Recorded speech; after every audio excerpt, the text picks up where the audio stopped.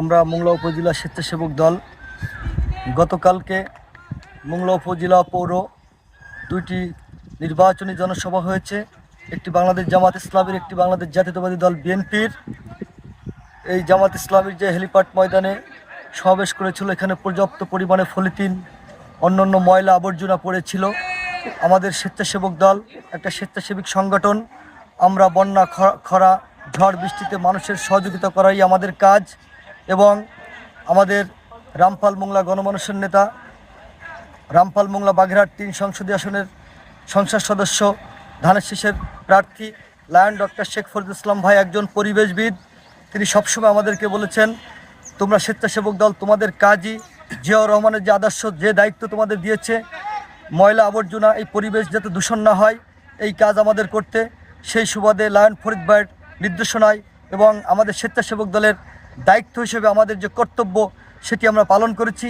এবং যে ময়লা আবর্জনা ছিল সেগুলো পলিথিন সহ, যেহেতু পলিথিন পরিবেশ দূষণ করে, আমরা সেই পলিথিন সব কিছু আমরা পরিষ্কার পরিচ্ছন্ন করে আমরা একটা নির্দিষ্ট স্থানে আমরা রাখার জন্য আমরা নিয়ে যাওয়ার পরিকল্পনা করছি।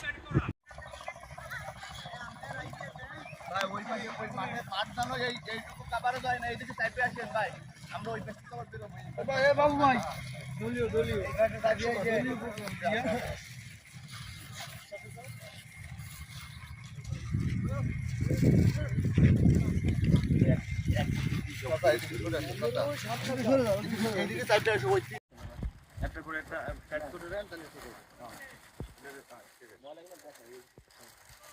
এই বস্তাটা মাইক্রোফোন লাগবে না?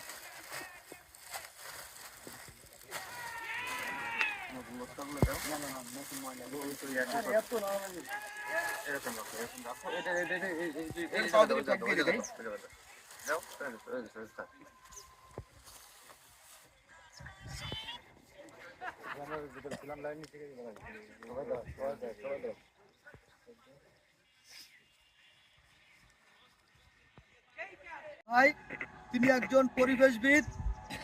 এই জন্য পরিবেশ, কোনো ময়লা আবর্জনা, পলিথিন, এগুলো পরিবেশকে